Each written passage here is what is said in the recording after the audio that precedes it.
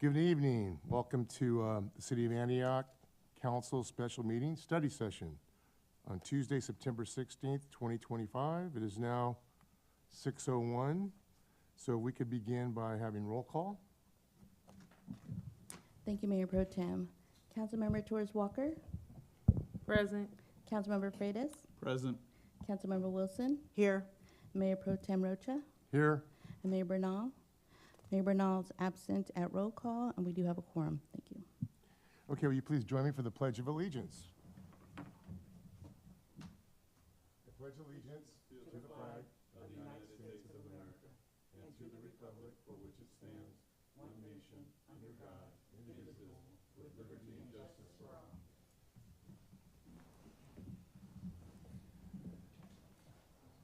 Okay, so we have a study session, continued study session regarding the possible adoption of an inclusionary housing ordinance, IHO. So, Zoe, do we get started with you? Turn it over to David. Yeah, sorry, I'm just trying to find the right button. Thank you. I think I have it. Good evening, Council. David Storr and Zoe Meredith here to present information to your council. In your packet tonight, you've seen our brief presentation to go over basically 10 policy points regarding an IHO. And we've provided our recommendations and then some ancillary information. Late this afternoon, I was able to provide you all with a couple of emails. I'll just kind of go over them briefly in the thought that you might not have had a chance to look at your emails late this afternoon. The first one was in response to questions from Councilmember Freitas and Mayor Bernal, generally talking about MTC policies as it relates to funding and things of that nature and the policies that we have. And so Zoe will go over those in a few minutes as part of our presentation. But first, as I said, do you have the slide, Zoe, with the 10 points? Yeah, here they come up. Mayor Bernal arrived at 6:03 p.m. Thank you. In our brief presentation tonight, we're just basically to point out the basic questions for policy consideration. These are the questions that we introduced at the prior two study sessions, and we'd like to at least get some information from yourselves, open it up to the public, and then we can go through them as you choose. So the first one was the threshold question of whether we should or should not have an IHO. The second one was, does it apply to builders for rental projects and for sale projects? The third one is, what should the inclusionary requirement be should you choose to have one? Pick a number, percentage, and we can go from there. Bullet number 4 would be, do we provide some percentages for the the 4 different income categories that we've talked about previously? Again, VLI for very low income, LI for low income, M for moderate income, and then moderate plus or above moderate for those housing categories. Number 5, should we do it for rental and for sale? And do we have the same number for each one of those types of product that are being built by the development community? Number 6, what should the threshold be for a particular project? When does the IHO kick in? Is it for projects for more than 5 units, more than 10 units? And then what happens to those projects that do build below the threshold number that you choose? Do they fee out? Do they just don't have any obligation whatsoever? Number 7, should the units be affordable in perpetuity? I can tell you that the trend over the years has been to, have them go for 20 years, 55 years. Perpetuity seems to be the trick. But we won't get into that now. Number 8, should there be options instead of just providing on-site housing within subdivisions that come our way? Number 9, should the ordinance encourage, again, construction on-site? And we've provided recommendations for that. And the 10th question tonight, should there be incentives to go along with state density bonus law as well? And if you do want to do that, what would you like to see? So to remind the council and the public, this is not the adoption of an ordinance. This is may not be even where the council ends up at some point in the future should it move forward. Clearly there's going to be a deliberative public open process where should your council give direction tonight to move forward with the preparation of an ordinance, that we would go visit with the planning commission, have robust meetings with the planning commission, and then have that planning commission forward you a recommendation. This would not be a binding thing for you tonight to say, oh, we've given direction, it has to be in the ordinance, because there may be information that comes our way or the planning commission's way, the community as well, that provides and perhaps changes your mind at that ultimate time when you do get a recommendation later on in, this year or early next year. So this concludes staff's presentation. We're here for questions. Mr. Mayor, however you choose to go through the 10 questions, you could certainly allow the public to come and speak about those before you ask questions of staff. This concludes our presentation. Thank you. Yeah, thank you, Ms. Shore. Madam Clerk, do we have any public comments? Yes, one speaker card received from Devin Williams.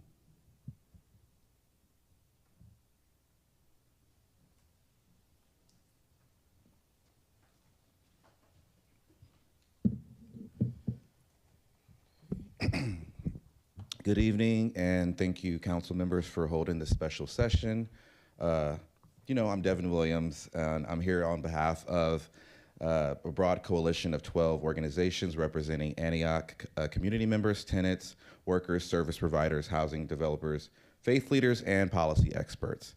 So those members of our coalition include California Center for Movement Legal Services, Contra Costa Budget Justice Coalition, East Bay Alliance for Sustainable Economy, East Bay Housing Organizations, Ensuring Opportunity Campaign to End Poverty in Contra Costa, Hope Solutions, Lift Up Contra Costa, Monument Impact, Multi-Faith Action Coalition, Public Advocates, Rising Juntos, and United Latino Voices. We support an inclusionary housing ordinance because Antioch faces the highest rate of homelessness in the Contra Costa County, and nearly half of our residents are rent burdened. Without a clear mandate, private developers have not built the affordable housing our city desperately needs. We are encouraged that Antioch is seriously studying this policy, and as you consider the ordinance, we respectfully offer these policy recommendations. A base inclusionary rate at least 20%, units targeted to very low, extremely low residents, income residents, and an in-lieu fee option set aside, appropriate rate, which we are happy to discuss further on what that looks like. Incentives tied directly to affordability and public benefit, affordability in perpetuity so families can remain in Antioch long-term. These recommendations align with your staff's findings and with the best practices across the county. As you know, 14 out of 19 cities already have similar ordinances in place. There is a real urgency here. Our unhoused population is growing, and every delay pushes families further into crisis. We are grateful for the time you set aside tonight to give this ordinance its due consideration, and we will be excited to see the process move forward as staff is given the opportunity to develop an ordinance as the next step in the process. Antioch's slogan, as I always remind y'all, opportunity lives here. For the opportunity to be real, residents must be able to live here, not just today, but for years to come. Adopting this ordinance now strengthens our local economy, supports small businesses, and ensures stability for working families who call this city home. So thank you for taking these steps. We know how much is left to figure out, and we look forward to collaborating with you on the next steps of this necessary process. Thank you. Thank you. No additional speaker cards received. All right, thank you. Turning it over to City Council, are there any questions for staff or comments?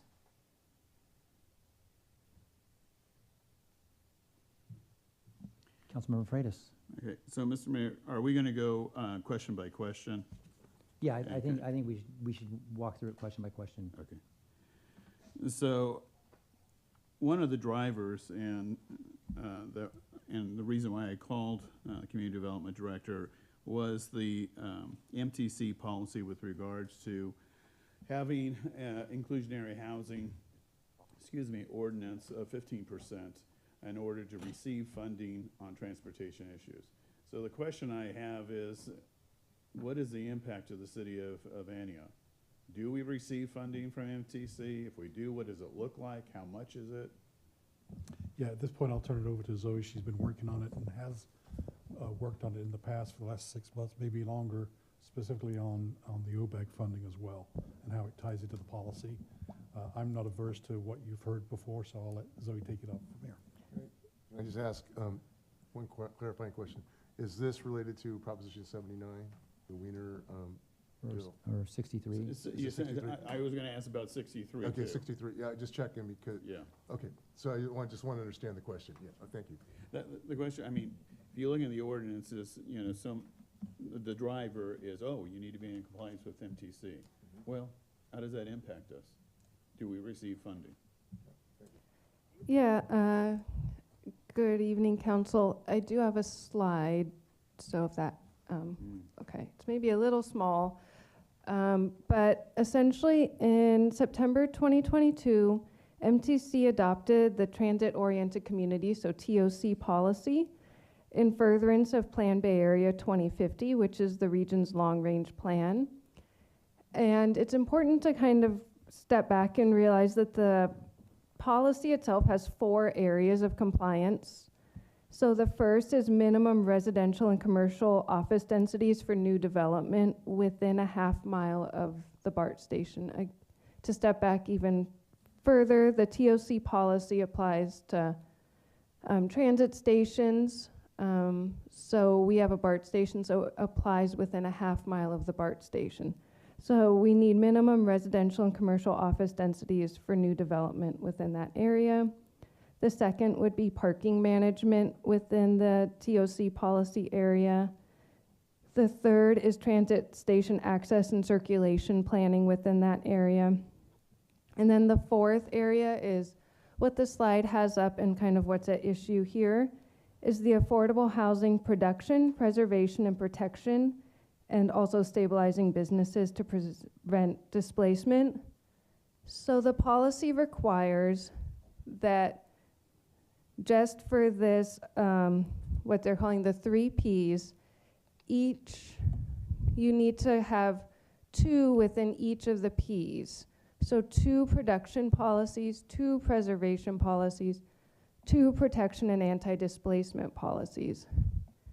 I want to make clear that MTC is saying to bring forward, just the same way our housing element talks about bringing forward to council for consideration. It is not an adoption, it's a consideration. So one of these is inclusionary zoning.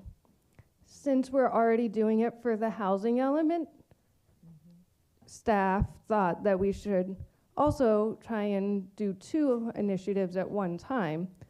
So that's why there's the inclusionary zoning, is one way to meet the production requirements. So, yeah, so MTC, if you're gonna use the inclusionary zoning, they have different requirements in their policy to make sure it complies. So that's what we put in kind of our recommendations and extra information. So they do have that 15% requirement. There is the caveat of if you have feasibility studies or shows it's not feasible at 15%, then they could also consider it. I'd also say it's important to know that MTC, it's kind of in flux in general. So they've kind of walked back a little bit about what full compliance means. So there's partial credit. I'm not sure, they haven't like fully given us the grading, or they've given us like drafts ideas that they have. So I don't know if you don't meet all the parts of the inclusionary zoning, like what percentage you would get in terms of counting. But they understand that this is difficult, so they are looking at receiving the OBAG funding, even if you don't fully comply with every single point, I guess. So that gets to what do we get if we comply? So that opens us up to future One Bay Area grant awards. So you can kind of see it's actually cut off here, but you can see the totals for each round. So OBAG 1, and then what we got the money for. So OBAG 3 is what we just got the 2.5, about 2.6 million. So having compliance with the MTC policy allows us to be considered for future OBAG 4 funding. So if I can just interject, the 30,000-foot traveling that we're doing right now, it's important to focus on the fact that we're complying with our housing element first and foremost when it comes to the eyes of HCD. We've done that. We've considered it, or we're going to be in the process theoretically to consider it. I mean, this act in and of itself is the consideration and implementation, and we're done with HCD. We report to them that we did exactly what we said we'd do. So we get an apple for that one. But when it comes to OBAG and MTC policy, I'm concerned about OBAG 4. OBAG 4 is going to be reaching further into the cookie jar and pulling things away from local jurisdictions. I'll say it as I see it. And so the question then is if we don't want to play ball with OBAG 4 and compliance with the policy that Zoe's talking about, what jeopardy do we run into? Well, certainly nothing with HCD, so we're kind of clear from that. But then the question is, how do we want to avail ourselves to funding for projects that are local and also related to transportation? So we've got more information that's going to be coming soon on OBAG 4. What I can tell you is that other jurisdictions are not well pleased with OBAG 4 and the requirements that are being discussed. And there's going to be many jurisdictions that present a letter to MTC in the near future. So I can get more detail on that and work through the city manager to distribute that when it comes. But that came as of a discussion that I had yesterday in Walnut Creek, where I attended a meeting for Bessie. So the funding for MTC comes from? So you'll remember in April that council approved the grant funding that we received from MTC for furtherance, and as part of that resolution, you also said you'd work towards compliance with the policy. So just as a recap there, you're getting, we received a $650,000 grant to support the update to the Antioch Hillcrest Station area specific plan, specifically to meet the zoning requirements with the MTC TOC policy. This is the specific plan we have that surround our BART station. The plan needs to be updated. It says that in the plan. So this is a way for us to get funding for free to update that plan. We also received a $100,000 award to support the parking management updates needed to comply. And then we also got a $100,000 award to support the station area access policies as part of the grant. So in total, we received $850,000 to do the MTC TOC policy. The one area we didn't apply for was the housing policy programs. That's because we already have a lot of those, the Ps done. And also MTC is providing model ordinances for adoption for a lot of those policies. So this is we are paying for ourselves for this inclusionary housing for our consultant. But again, that kind of all started with the housing element, and this is kind of the add-on. Yeah, Ms. Meredith, the money that MTC distributes comes from what source? I'm not sure of these specific grants right now. Is it federal grants, state grants? And I'm raising that question because of the possibility of having those funding sources taken away from the state of California. Yeah, mostly federal. I'm not aware of too many state funding programs for local improvements. So yeah, there is jeopardy there that if the money is removed, we're not playing the game anyway. And Mayor Pro Tem asked about SB 63, which is State Senator Weiner's bill. And so the question I have is how, if we were to move forward with inclusionary housing, how do we dovetail the requirements of SB 63? I mean, we're talking about higher density already in SB 63, and of course, one of the incentives for inclusionary housing to a developer is to increase density.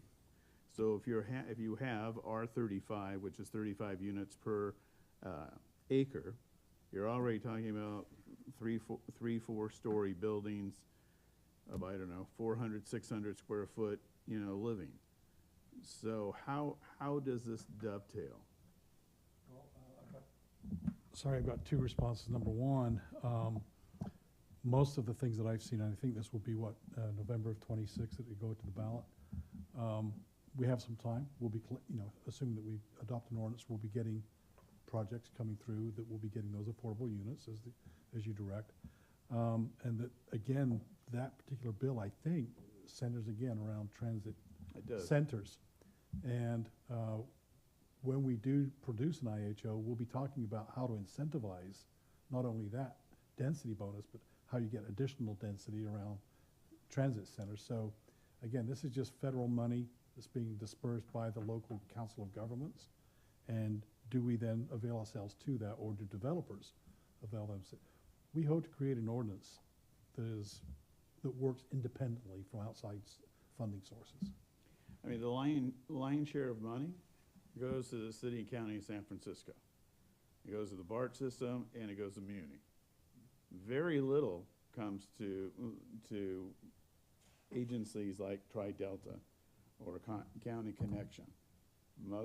Most of it goes to the urban centers, and again, not to the suburbs. And the same with Sacramento. SACOG's dealing with Right. the same thing. It's where you've got your urban populations. I mean, arguably, Sacramento's not as big as Oakland or San Francisco or even San Jose, where you see it. We see most of the funding go.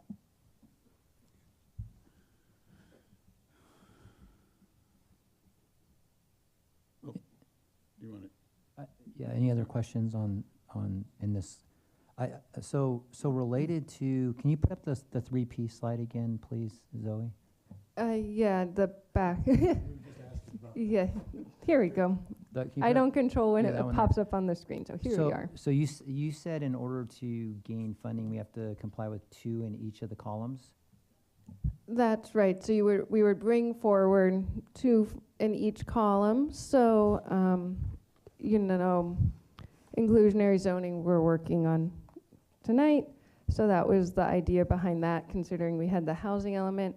Terry House, our housing consultant, has been working in collaboration with MTC about the affordable housing funding. There are other areas, for example, that you could look at. For example, the development certainty, is kind of talking about following state laws, and I believe a model ordinance is being developed for that, so that's something you could consider. But again, the inclusionary zoning is something that was in the housing element, so it was kind of considering 2 things at once was kind of the idea behind that. And again, it's bringing forward, not adopting, for both the housing element and MTC. And again, MTC is our understanding, developing a point system for grading. It's not an all or nothing for compliance, but that hasn't been officially finalized. And Mr. Mayor, if I could, did you have a train of thought that you wanted to follow? I just wanted to ask, so you, Mr. Storr, said that we've already complied with the housing element part of it by virtue of Having these having discussions right this here. discussion. So, Yeah. so that's been addressed. Yeah. Okay. And then, in that first column, do we have 2 or more boxes already checked off apart from the IHO? So again, Terry House has been working with MTC on the affordable housing funding side of it. Again, with the flux in the federal funding and this policy being adopted in 2022, I think MTC is seeing some pivots again with maybe, so she's been working with that. I would say overall, MTC is trying to be understanding, I think, of the situation that cities are in, and as Mr. Storer said, they're getting pushback. So I think they're looking at different ways of compliance. So I believe affordable housing funding, and then under production, we don't have anything else, but they are producing model ordinances that we could look at for some of the other production items. And Mr. Mayor, if I may, by doing the inclusionary housing ordinance, we will get 2 automatically in the preservation column relating to the Housing Trust Fund. That'll be where it says Public Community Land Trusts. And then also we'll be putting buckets of money into preservation of unsubsidized rehabilitation, and I think we can even get into protection and anti-displacement, again, just by the components that we put into an IHO. So we'll be well on our way. Okay, thank you. Mr. Mayor? Yes. On the question before the council, I actually, in the staff report, question number 1, should staff move forward? I actually think that's not the first question, it's the last question. Right. You know, I think maybe if we could go through and ask, you know, some questions that might be helpful, and at the end, should we move forward or not? Sure, sure. So, Uh, I had just one more quick question related to what you had discussed before in your introductory. So when we talk about MTC being specifically interested in the 1/2 mile radius around the BART station, so is it possible to do an IHO that's specific to that area only and not over the entire city? Can an IHO be put in specific places as opposed to just a blanket? I don't have the full policy in front of me. I believe there is some language regarding that. I'd have to confirm that, but potentially, I don't want to confirm one way or another without having the policy in front of me. Okay, could I get an answer to that question, please? Okay, good. Well, let's move on to question number 2. It says, should the IHO apply to rental projects, for sale projects, or both? Any questions about that? Staff's making a recommendation. If we move forward, I do think it should include both, if we move forward. Okay, okay. I'm in agreement with staff recommendation on both. Yeah. All right, anybody else on number 2? Any comments? All right. Number 3, what inclusionary requirement should the IHO include? This is related, this specific to the percentage of total inclusionary housing required. So has a range of from 0, no IHO, up to 20% Contra Costa, and so that any comments or questions about that? When Mr. Devens came forward, he talked about, I assume, Contra Costa having 14 of the 19 towns and cities with an IHO, but we only have 8 listed here.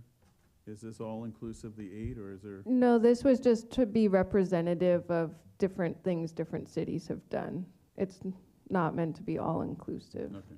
Do you happen to know the other, if there were 14, Mr. Williams mentioned 14 cities have IHOs, do you happen to know the 5 that don't, out of the 19 in Contra Costa? I can look it up while we're working. Okay. Yeah. I know Arinda was at some point a similar process of kind of study session, so I don't believe they have one. I know we don't. I'm not sure the others. Okay, Mr. Mayor? yes. Is the 15% is the baseline, though, to be able to qualify, or can it be lower than 15%? It can be lower than 15%, but whether we comply with MTC, that's another question. Again, you can pick any number and you can pick it for any category, and I think that bleeds over into the next question. But I guess my question is, why is the 15% kind of the starting point in most of the companies? MTC. Huh? It's MTC. Primarily because of MTC, but I can tell you within my experience Okay. over the years, there are fewer that are lower than 15, and there are fewer that are higher than 15. Well, that's why I was asking the question. I don't know if it's the I was trying to get a median good or understanding of medium. why is 15 the magic number, or the percentage that seems to be the Why starting? isn't it 14 and a half or 17? Right. I think it's a number that came from the mid-70s, early 80s, that seemed to be a happy place. But there is no magic. I've certainly worked for jurisdictions that have had 10%, and I've worked for them that have 25%. Yeah, my concern about the MTC funding was if they had a minimum of 15%, or if that's not the case? Yeah, so their policy does say 15%. However, if you have an analysis showing that an alternative requirement is economically equivalent to the 15%, for example, a policy that required fewer units at deeper affordability, or a financial feasibility analysis that showed the 15% wasn't feasible, then the policy, then those are kind of the outs of the policy. It's also a recommendation from the community groups who have been present throughout this entire process based on tenants and low-income homeowners that they work with. Yeah, I think if I were in your shoes, I would be more concerned about answering the question of, who do I want to get some love? Is it the ELI, VLI, LI? And if so, how much do you want to put into those buckets? Or do you want to put less in the ELI, focus on the VLI? Again, when we're talking about, median incomes and, who's below that number and over it, affordability ordinances don't go for above moderate because the market takes care of the moderate plus. And for most of the moderate, so moderate plus ordinances don't deal with that, but they do all kind of rest somewhere between the VLI and the LI. For the benefit of folks who may not know what VLI and ELI and all of that are, I know it's in the report. Could you just let us know what those are, what those three mean? Sure, there are 4 income categories that you'll see in our housing element, and you can actually go there and look at how they're broken down. Zoe's just kind of showing it right now. So the VLI is very low income. You can see that's 31 to 50% AMI, which is the average median income. And then you go up a category from 51 to 80% average median income, and that's your LI category. And that's where most inclusionary housing ordinances focus the attention on. I will point out that we're starting to hear the words in our vocabulary of ELI. Well, you'll see that it's not on this chart primarily because that's not how the money is distributed. It's distributed to VLI, and most people will put 50% of that money into the VLI versus the ELI, ELI being less than 31%. So it really means who the council wants to target to help bring some affordable housing to our community.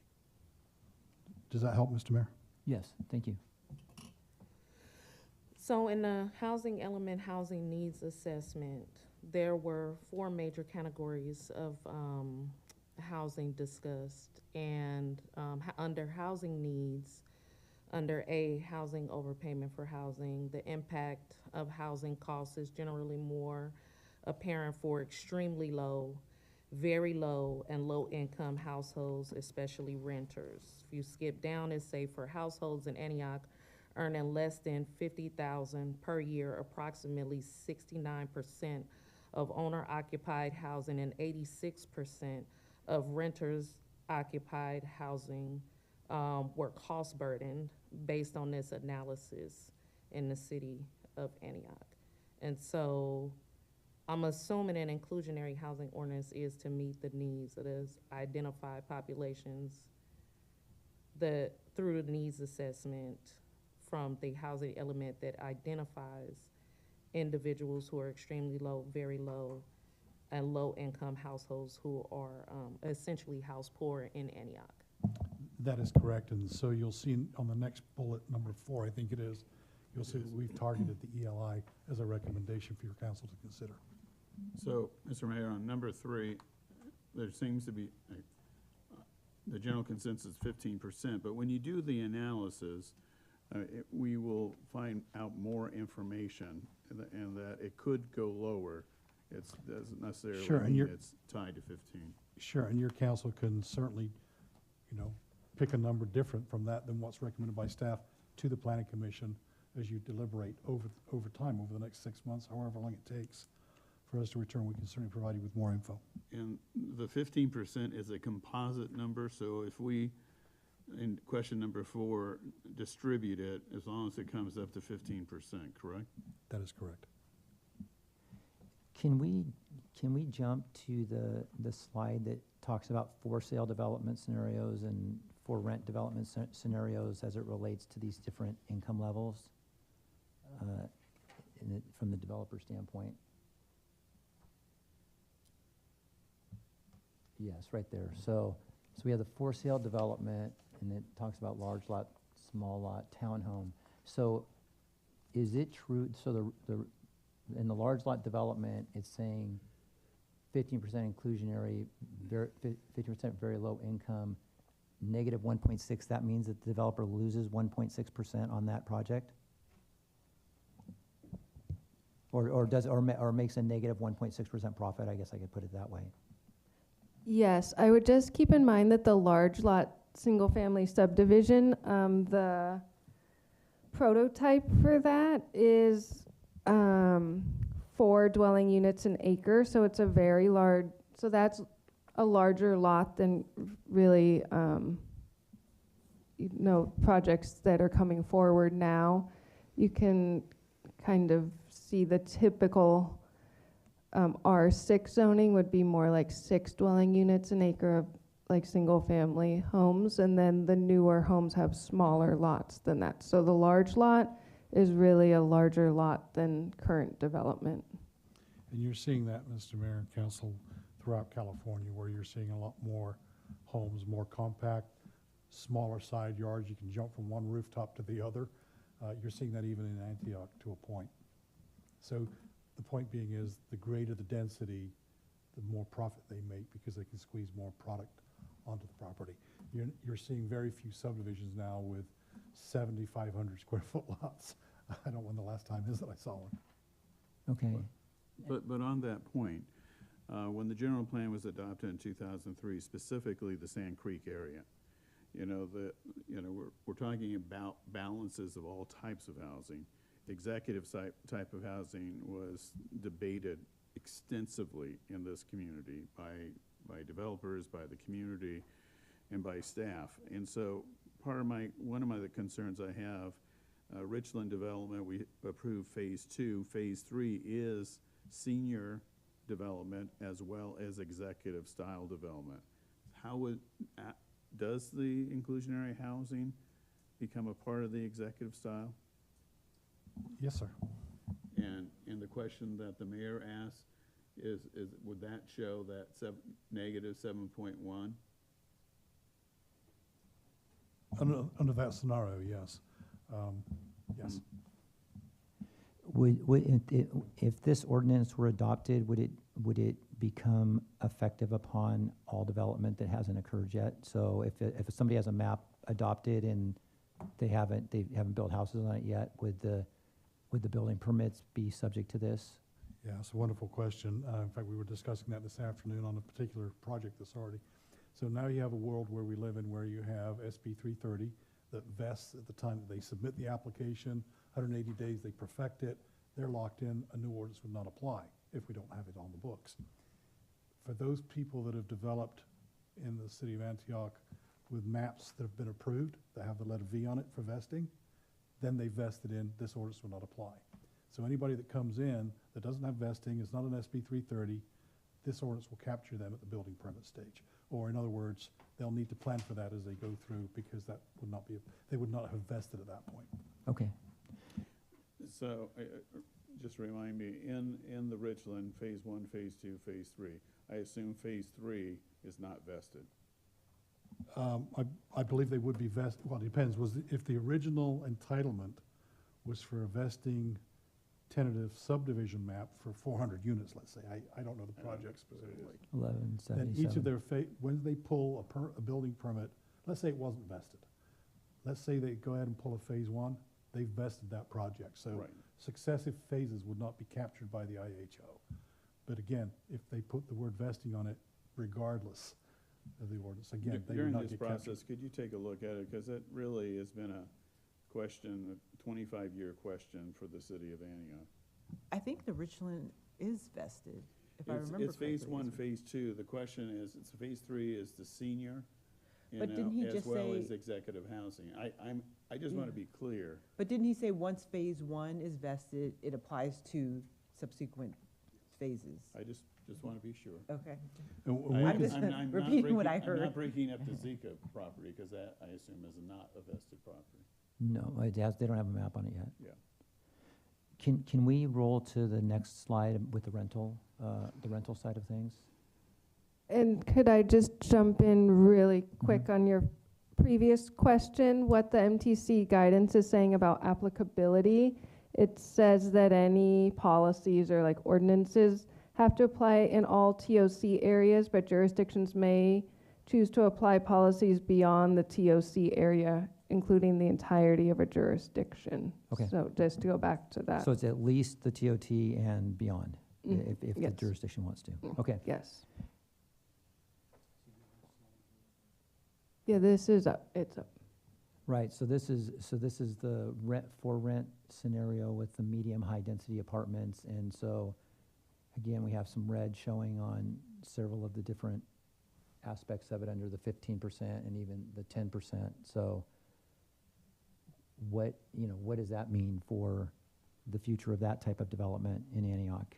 Because I'm assuming that if it doesn't pencil for a developer, they're not going to come in and lose money, right? That doesn't make sense. Ordinarily, that would be the case, but things that are in flux are land prices. I mean, so this chart could already be different, today as to when it was prepared. We have variables that are under nobody's control, like, again, land prices, incentives that come from the state, whether a jurisdiction has a housing trust fund to throw money into things. So this was just a static position at the time. And this didn't assume any incentives from the city as well? Well, we have none under our housing trust fund, so Right, we don't have a bucket of money to throw at this kind of housing. okay. But there could also be incentives for doing that type of investment, which automatically changes profitability. Right, probability increases when there's multiple funding sources. Okay, thank you. So, number 3, is it 15%? I guess my question is, if council chooses to move forward with a draft ordinance, do these numbers even need to be filled in at this point, or can they be filled in at the time the draft ordinance is brought forward? Yeah, and I was talking with staff this afternoon. It's kind of this is a different process for me where you go to the policymakers first, then go to the planning commission, then back to the policymakers.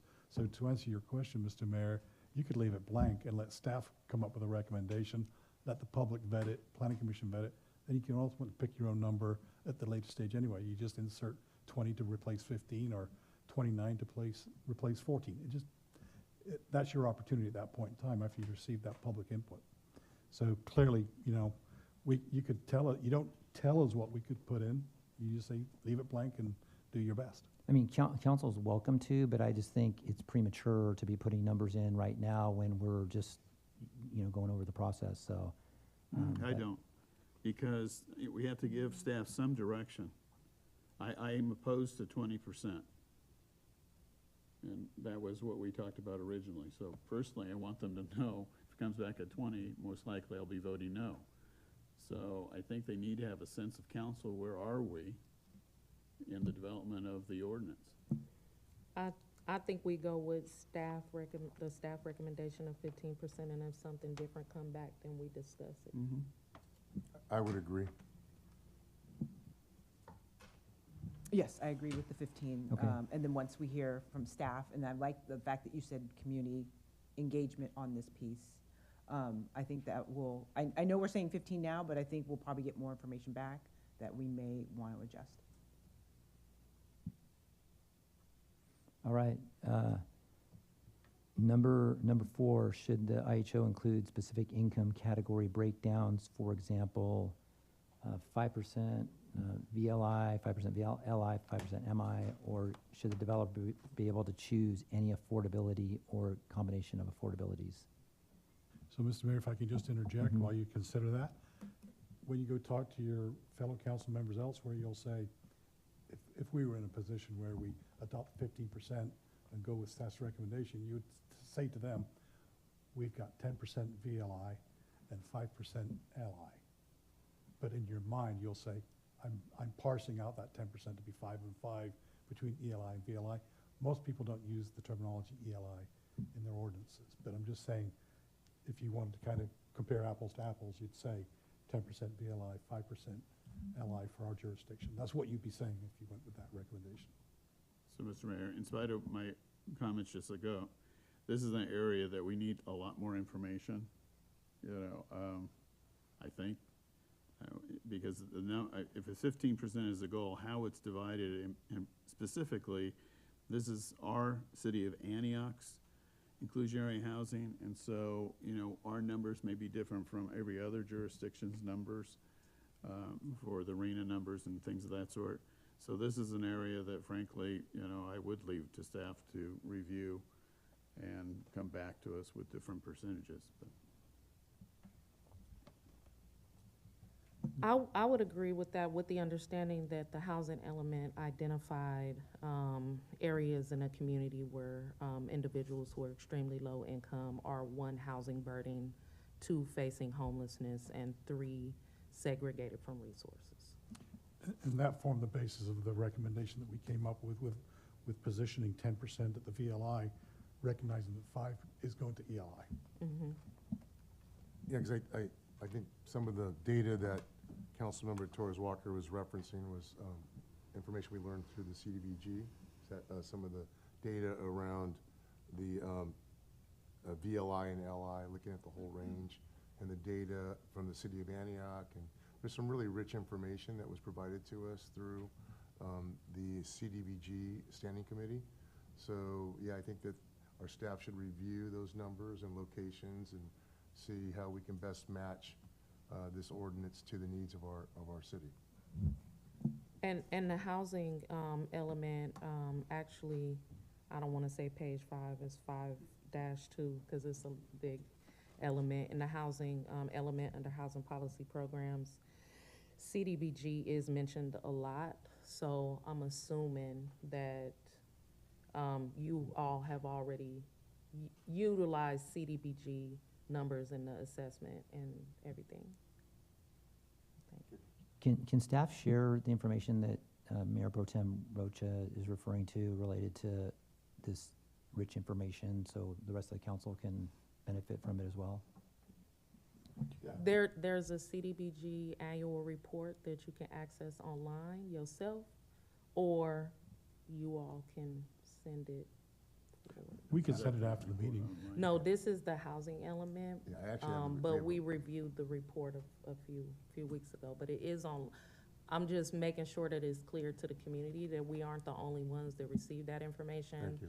It's public information, and it is available on the city website to the public or any city council member, but it would be nice if the council could have that information. All right, so like the question here is, does the city establish the breakdown, or does the developer have the latitude to establish that?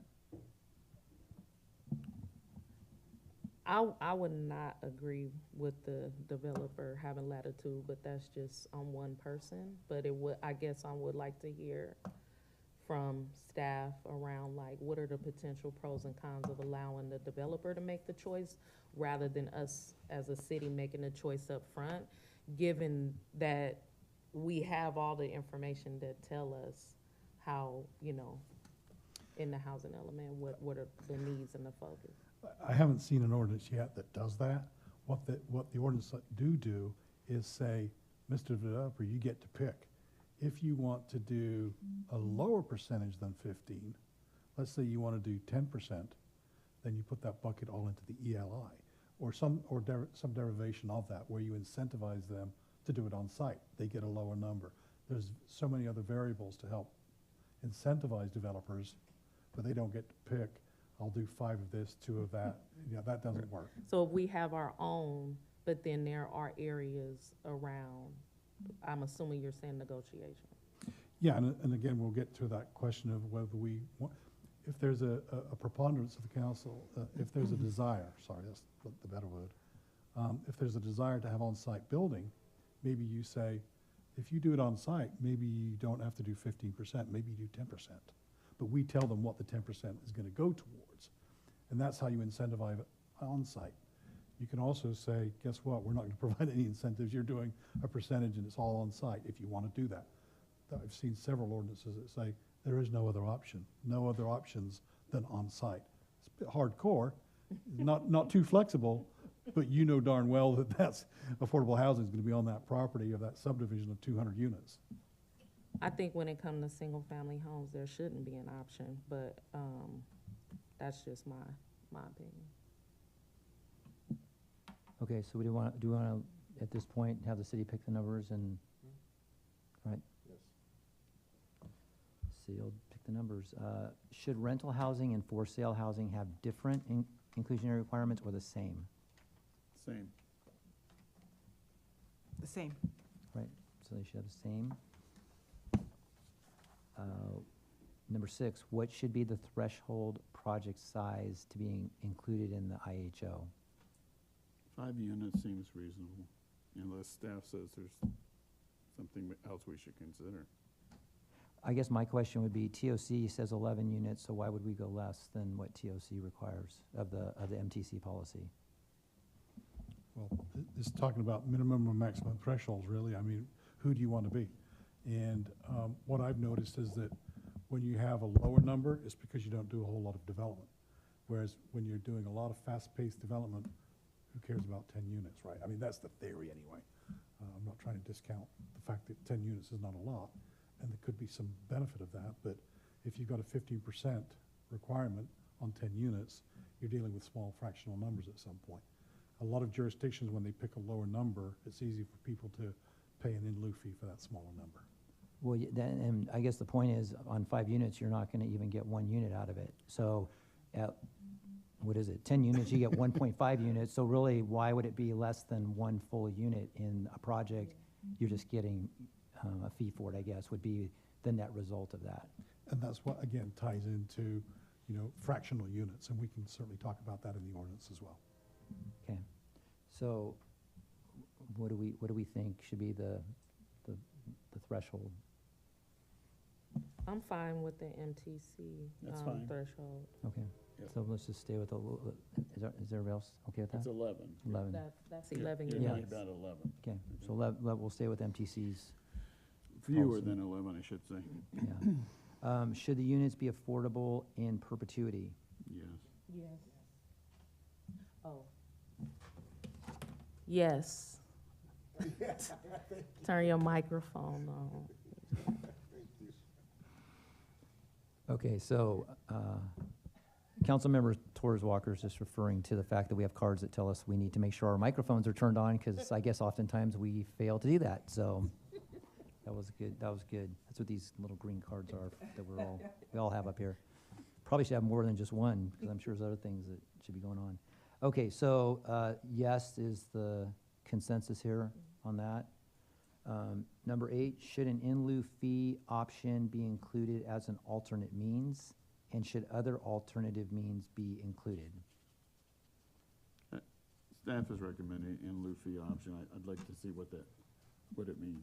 Yeah, I think the in lieu fee option, I think from looking at this and with discussions, that's not the desire to have in lieu, but it is an option for when developments aren't gonna be able to build into, right? Is that my understanding? I guess, in lieu mean, well, I don't see why it would be in lieu if we're trying to create affordable housing options in perpetuity, but then we give people options to pay out and not do it.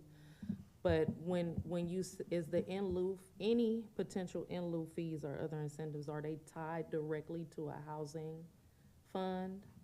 And so that would also make a big difference for any decisions that we would make later on. So, Yeah, the in lieu fee process go into, that was my understanding, is Yeah. that there's a housing fund. There's a that would be housing established. fund that you created, which we could provide. Oh, okay. oh, Thank you. sweet. Not There that it we is. anticipated the question at all. If I can just do that, your Yeah, IHO please. will include a linkage so that we can capture the funds and pull those resources together. And as you can see there's a list of maybe a dozen or so, maybe not quite a dozen, of things you can do with your pooled resources. And it requires some technical skills on being able to understand how to play with that money, commingle it with other funding sources. Again, developers will be able to tap into that. Many uses for your trust fund, and we'll build that in. Could you please walk us through that list? I think it would be beneficial just to, Great. just if you could see it, just to hear what the different types of options would be if Yeah, we do have an in lieu fee. Okay, I'm going to see if I can do it from here without my glasses on. So what happens is, oh, there we go. I get it. Oh, but you got the microphone issue. Yeah, that's right, there we go. Just speak louder.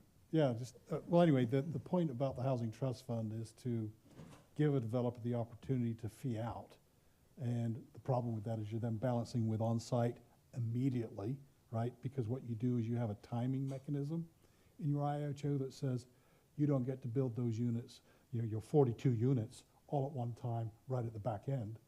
You have an ordinance that says, they have to be interspersed and they have to be built at the same time as your other developments. They have to be a certain percentage of the size of your average units, throughout. Anyway, so the point being is should you then say, Mr. Developer, thank you for your affordable housing plan. We'll let you build this many units, but guess what? You're also going to have to pay a fee for those that you don't. I mean, do you let them fee out for 100% of the obligation? So we'll bake that into the IHO. So we'll pull the numbers, the money, and we could actually have a developer that says, I've got 20 units. I want to have some money from the trust fund to rehab those. Or let's go ahead and pull money with somebody who wants to go buy off-site property or somewhere else in town. We can help provide money to that if we build up a reserve of the fund. So obviously, if you don't require an in-lieu fee, we're not going to have a housing trust fund. So it's really a matter of the flexibility you want, and this provides maximum. I start to see now a few of them where you can put rent, mortgage, and utility payment assistance to certain households. Probably include the ELI as well as the very low and the low. Not so sure about moderate, but that's certainly something for the council to consider and receive input from the public. On the trust fund, from Commissioner, Councilmember Torres Walker, all fees collected stay in the fund. They cannot be transferred, I assume, unless council, says so. They can't just go into the general fund. It's an exclusive fund. It will be invested. Interest will stay in the fund. Yeah. Okay. Yeah, we have an obligation to only sole focus it. I guess the reason I was asking for an explanation is there's a broad range of things. You can purchase land with it. There's a lot of different options as far as what can be done. And there's probably a few more that we could probably add to it as well as time evolves. So that requires expertise to manage and operate that fund, correct? I mean, you need someone that understands how that all works. Yes, and so what you do in your inclusionary housing ordinance, you also have a mandate or a requirement to have a funding mechanism through an affordable housing agreement that gets recorded against the property to lock in the perpetuity, to lock in the size of the units and dedicate those units. They don't, they give you the unit number, the house number, the elevation number, to see what they look like so they don't mix and match. But yes, you'll have that degree of specificity. And inside that affordable housing agreement, you'll have a yearly payment that's made for that very purpose of having the management. Yes. What I was finna say, I remember the city manager saying that as she's assessing structural deficits in the city and like looking at departments needs, doing assessments, that there is a focus on housing and like staff around housing. I know we have like tenant protections, we have CDBG, we have unhoused, service coordination. So would it be, I guess it's like we would actually need people who know what they're doing in the city to be able like, outside of like the city manager, and I'm assuming the city attorney for legal reasons, we would need somebody who actually know what they're doing to manage all of it. Yeah, and jurisdictions that are small, getting into the work, they'll choose not to load up on staff, and they'll have a third party provide that service, and that's what this fund could also do. So it really depends on the structure of the government. In this case, this is our first crack at it. We can look at other jurisdictions and report back. I think that might be a good thing to see how many outsource it to get the program going. Yes, I think best practices definitely is helpful to me, just to kind of see what other agencies are doing, and maybe similar size agencies like what's Fairfield doing, what's Vallejo doing, what are agencies that kind of are like Antioch doing with their IHOs if they have them. So I'd just add that as part of our consultant's work, he did do sort of a staffing analysis, and we can resend that out. It was attached in the May staff report, but we can resend that out so you can see it was Contra Costa jurisdictions that he spoke to. So we can certainly send that back out. And it's also on our website under the May study session materials. okay, Thank you. Zoe, I Yes. don't remember it being a full-time equivalent, right? It was more of a part-time, if I remember correctly. Yeah, I believe so. Nothing would preclude us, let's say, for Contra Costa County itself or other cities that have a long history and have a housing trust fund, we could actually work with them, right? We could, instead of creating our own bureaucracy. Yeah, and- you enter and into an especially MOU or the- something like that. Yeah, I mean, And to Councilmember Torres Walker's point about staffing, we just approved the 3 positions, with the housing manager, and so hopefully with this potentially on the horizon, the people that are hired would have some expertise or at least knowledge of this area. So, okay, and one more question about this. So when and how is the fee established? Because I know that's going to be important to developers. So you won't be doing that in your ordinance. You'll be doing that by resolution. And there doesn't have to be a nexus study for that. It's just a policy thing. And so we'll be doing that shortly after or concurrent with the adoption of the ordinance. Again, you don't put it in an ordinance because then you're locked in. You have to do an ordinance change to Right. change a fee. And those fees will change over time, or the fees. So I guess the question is, can we see what other cities are using for their in lieu numbers as well? Because the fact that it's an arbitrary number can make or break projects, and I think the ultimate goal here is to build housing, right? I mean, if the ordinance is so onerous that developers don't come and build housing, then it defeats the purpose of providing affordable housing for our community and inclusionary housing. So, Having worked, Mr. Mayor, with private developers up and down the Central Valley for the last 20 years, wearing that hat, I can tell you that IHOs is not the determinant of whether they're going to develop anywhere. It's land costs. I mean, your land cost is your biggest cost as a developer, then carrying the cost of time and money to get your entitlements. And just a quick an aside, I was entitling projects up and down the Central Valley, and when the economy crashed in '08, the land had no added value, even with an annexation, general plan amendments, subdivision maps all being approved. They couldn't get the money back out of it. So it really depends on the cost of land and the timing of when they can develop. okay. I don't think anyone doesn't want developers to build housing. The challenge, even based on the assessment in our housing element, is that we aren't building housing to meet the needs of extremely low, low income, that's affordable. And affordable, the way it was explained to me, I thought affordable meant to meet the needs of like low income, very low income, extremely low income renters or people seeking to become homeowners. It was explained to me that affordable could mean based on the rates in the area, right? So I might not be able to afford a $2,500 rent, but in the area, it would say like that's the affordable rate for rent. So one of the things to remember, and I try to communicate this, is affordable housing is either spelled with a little a or a big A. Exactly. Affordable is market-driven. That's what Antioch's done over the years. Yes. It's relied upon the private sector to produce it based on the land costs, again, the densities, and what it hasn't done is it hasn't provided a guaranteed source of ELI or VLI. And that's why the state focuses on those income categories, because they've not been met. That's why we have overburdened, families. And so when you get it with a capital A, that's how jurisdictions lock in the fact that they're guaranteed to get some kind of units, pick your number. And that's all it does. Okay, so we are at number 9. Should the ordinance encourage on-site construction, and if so, then by what means?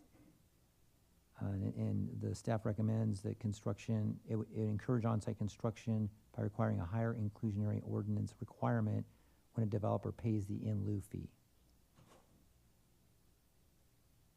So can you Yeah, correct? my understanding from what I read and from speaking to people who are in the know of this information, to me it sounded like on-site construction is the ideal. That's what we want to see. And if a developer, for whatever reason, can't make that happen, then the in lieu fee that would go into the trust is probably going to cost them more than if they were to build on site. That's kind of my, That's the way we're gonna structure our recommendation. We just, now that we don't have a number to pick, we can kind of have some flexibility there to recommend to the commission. All right, any other questions on this one? We're in agreement. We're in agreement with policy, staff recommendation. Should there be developer incentives beyond state density bonus law, and if so, by what means? So the staff recommends waivers and fee deferrals. When you say waivers, what do you mean by waivers? Waivers means just delete them, get rid of them, whereas deferral means you pay them at a different point in time along the evolution of a building permit, so to speak. So what happens is you collect your fees for buildings at the time of submittal for your building permit, whereas in the case of Home Key Plus, they want to be able to pay their building permit fees that ordinarily they pay up front when they get certificate of occupancy. So there's a gap between when you begin construction versus ending construction on when that money is due. So you're not giving anything away, you're just deferring the time that you could get your ultimate pay. So in the case of a fee waiver, as opposed to the developer subsidizing the cost, the city's now subsidizing the cost, correct? That is correct, and that's because you might have a housing trust fund to do that. Okay, so the housing trust fund would make it whole. Got it. Okay, that makes sense. Because, under AB 1600, it's a nexus and somebody has to pay. You can't just make it go away. So, okay. On this question, this is one of the questions I'd had earlier with the SB 63 and the density bonuses and things of that sort, by MTC and other agencies. I'm very curious how this all gets impacted. So I'm expecting when you come back, you're going to be giving us a list of what the possibilities are. Maximum flexibility. Yeah. Could you explain a little bit about the home ownership side of things, and if a new homeowner is part of an inclusionary housing ordinance property, that they're dividing the appreciation with the city, I guess, or with the trust fund, in the case of how that would work in the future? Does that question make sense? Yeah, so when you lock them in perpetuity, let's say you buy the house and you've got this perpetuity requirement, you sell it to me, I purchase it you don't get any gain in interest of value. And so that's going to be a situation where for the rest of that unit's life, it's got to be affordable to people like me that are locked into an income. And when your income increases, then you lose the ability to be there. So what benefit would it be to somebody to, say you're in a $1 million subdivision and it's a $500,000 house, let's use round numbers. So you move in and you buy a house for $500,000, but you're locked in as far as the cost and the affordability. How does that benefit a homeowner that would do that? Because they aren't realizing an appreciation. I guess they could write off interest and things like that. Right, the whole point is to get people into housing with money that they can afford to pay for housing.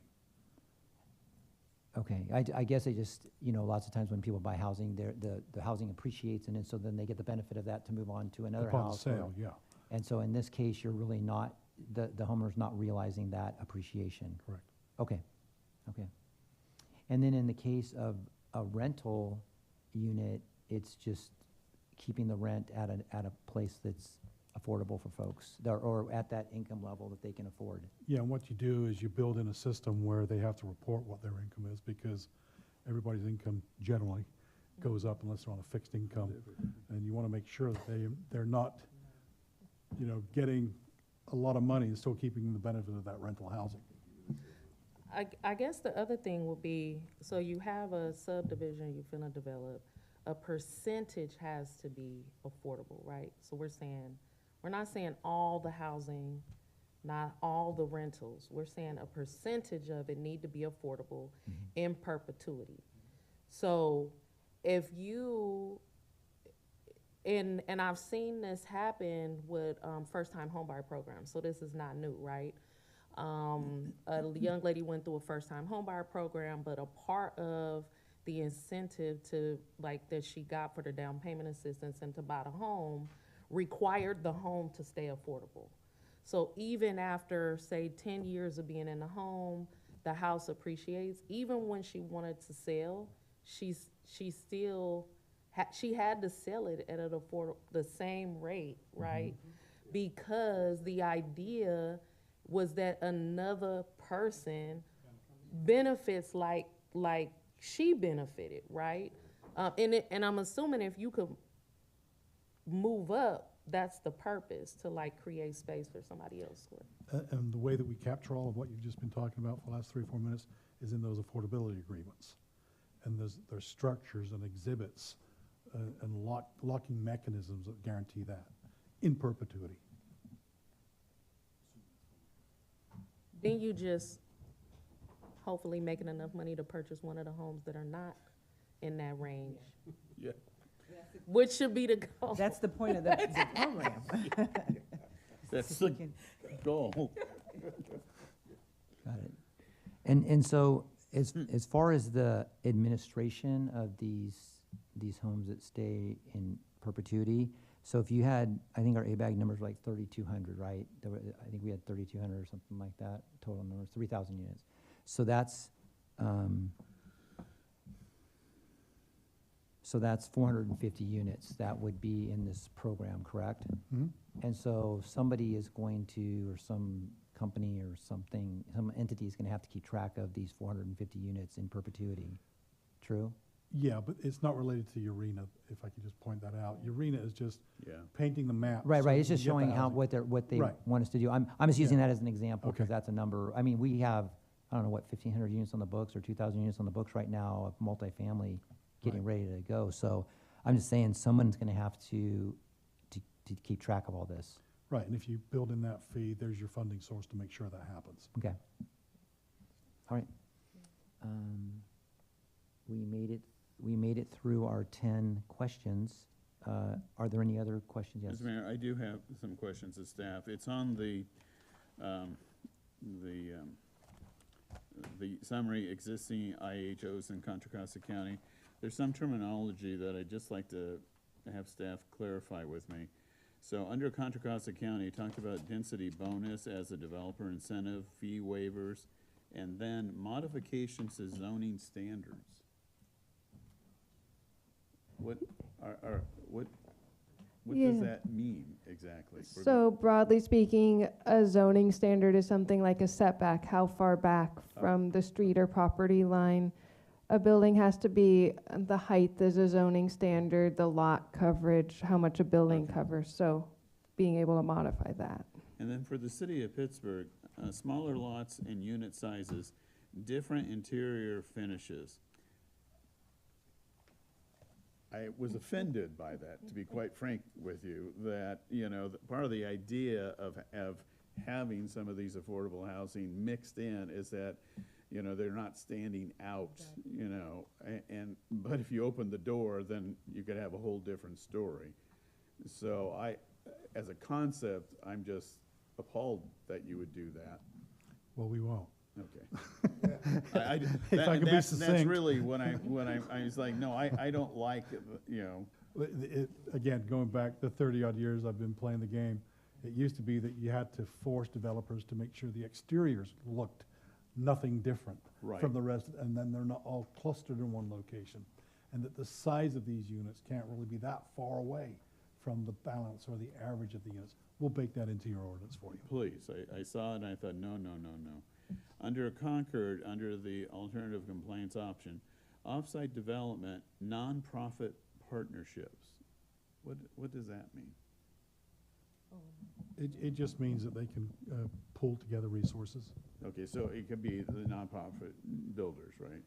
Could be Habitat for Humanity if that was. Right, and again, your housing trust fund can suck funds out of that to assist and commingle funds. Okay. In fact, a lot of projects do get built where you do a heavy subsidy. You purchase the land in order for them to go build the structures.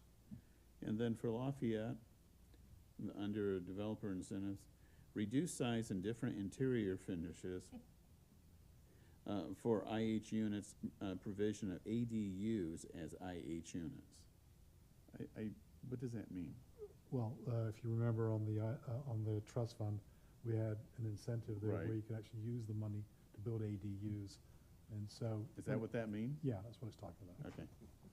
One of the Correct. other things is, we actually, I can't remember how long ago this was, cause I feel like I've been here 2 Obama terms, but it's, we had a developer that came to council who had a development where there was a front house that was larger that could be purchased, and then there was like, you remember Councilwoman Wilson? And then there was like a ADU in the back that could also be, sold or something like that. It was. Yeah, it was like a house, big house in the front, then an ADU to rent in the back, kind of how they maximize the using space. I didn't really, like, I don't know if I would want, to share a lot with a neighbor, but. Yeah, that's our Vineyard Crossing project, so that, you can see that on our current projects page. But it is being processed now. The concept for that project is you're correct, an all rental project, and then each lot has a main unit and then an ADU on it. And then since it's all rental, everything is for rent at that project. So that would be basically the Lafayette point that Councilmember Freitas was pointing out. It could potentially be something like that. Yeah, and the other thing, maybe Zoe can address this, and that is, when you do have that commingling of a main unit and an ADU getting credit for your affordable house, it has to be a certain percentage related to the housing in front. So you can't have a monster house and a midget ADU. There has to be some kind of commensurate size or proportionality, if you will. Did that happen with this project that you're just referring to, do you know? So there's not, the ADUs have maximum sizes per state law, so that, but I understand what you're saying, that in the inclusionary or some density bonuses, there are commensurate sizes. And to Councilmember Freitas's point, we can write language in that requires the inclusionary housing to be exactly the same as the other housing, correct? So that there's no disparities or, Yeah, no cheap carpets lower or fireplaces lower missing. quality. Yeah, because the idea is that, that it's all the same product, right? Not two versions of it, so, okay. Just one clarification, when, in the original slide, when it said Contra Costa County 20%, it made, and I thought that meant Contra Costa Counties was 20% and cities were different, but actually Contra Costa's 15%, and then it looks like Pleasant Hill might be the 20% in the county, so I misread that originally. Yeah, I think we just meant Contra Costa as a whole Right. is like 0, because like we have 0%, and then up to 20% in other cities was kind of the idea there. Okay. Yeah. Okay, perfect. So what, if council moves forward tonight, what are next steps? We would re-engage with our consultant and have that company prepare a draft for us to take to the planning commission based on the feedback that we provide tonight. And then we'll start the hearing process at the Okay. planning commission. And Zoe, you had mentioned that the city is paying for that consultant to prepare the IHO? Yes, so we entered into the contract. You can see we started this process out in July 2024, so that was under the old council. And then just as obviously we're off timing wise, but the study sessions, and then a few months to get to the hearing for planning commission.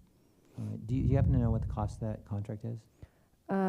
Offhand, I don't believe I have it in front of me. Okay. I can get to that information though. All right. So the schedule that you provided would be the steps going forward based upon? Yeah, this is from our old slides of just when we had our first study sessions, was back more in the spring, but you can see that then we'll have our, it's a few months to get to the hearing process for planning commission. But I will say our consultant in the background has kind of been preparing the ordinance itself and then has kind of like fill-in slots. So there has been some work in the background happening there. Okay, perfect. Any other questions from council tonight? No? Do we have consensus from the council to move forward on this, on the IHO? Yes. You need to make a motion? I don't know if we do. I mean, I don't know. It's a study session, so I don't know if we make a We motion. can just take consensus vote, yeah. Just direction. Okay, Both So- of us are in favor? Yeah, I just wanted to make sure I spoke. yes? Favor? I'm Favor gonna of turn moving my forward? mic on before, yes. Okay. Councilmember Freitas? Yes. All right, so we have consensus to move forward with an ordinance to bring back to the city council per the schedule, or when it's next ready. Thank you, Mr. Mayor and council. All right, thank you. Can I have a motion to adjourn this meeting, please? So moved? Second? Second? All right, please cast your votes.